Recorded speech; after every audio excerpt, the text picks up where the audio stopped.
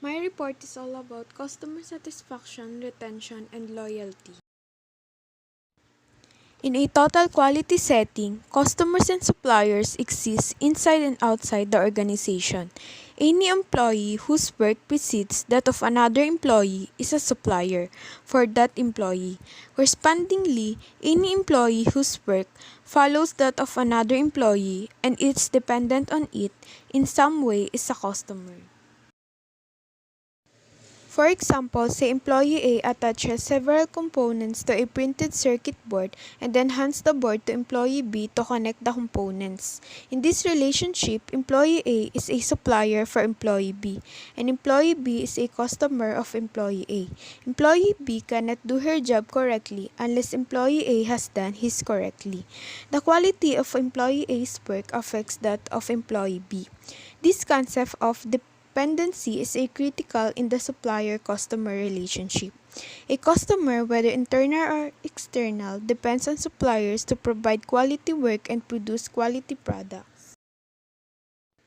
This is the example of traditional view of suppliers and customers, showing that customers and suppliers are strictly external entities. Next is all about understanding customer-defined quality. In a total quality setting, quality is defined by the customer.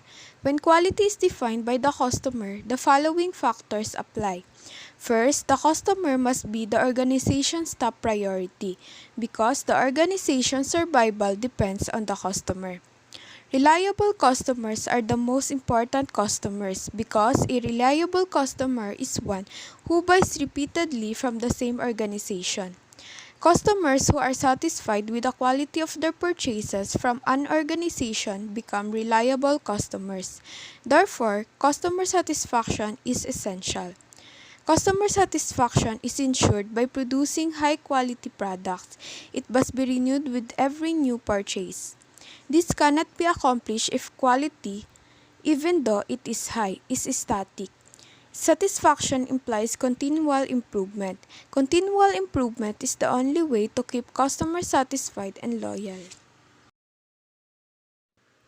If customer satisfaction is the highest priority of a total quality organization, then it follows that such an organization must have a customer focus.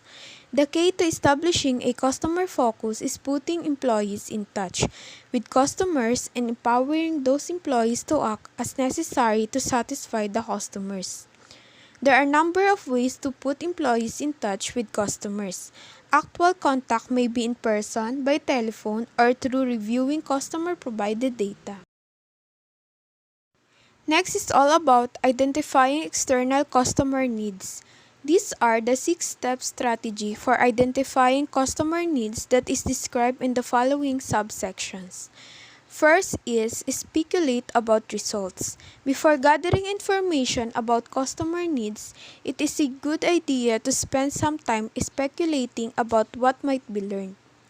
The purpose of this step is to help representatives of the organization to determine whether they are in touch with customer needs. Next is develop an information gathering plan. Information gathering plan should be systematically undertaken and well organized. Before gathering information, develop a plan. Next is gather the information. Before implementing the entire information gathering plan, it is a good idea to conduct a smaller pilot study involving just a few customers. This will identify problems with the information gathering methodology that should be corrected before you proceed on a larger scale. Next is analyze the results. Results should be analyzed carefully and objectively. Do they match the speculated results from the first step? How do they agree and disagree? What problems did customers identify? And also, check the validity of conclusions. Having a drawn conclusions based on the information gathered, the next step is to check the validity of those conclusions. Customers can be a valuable source of help. Next is take an action. Take any corrective action that can be made immediately and lay out a plan for completing any that is long-term in nature. Meet with customers and let them know what is going to be done and when. Obtain customer information. Obtaining customer information has become much easier with the advent of the World Wide Web.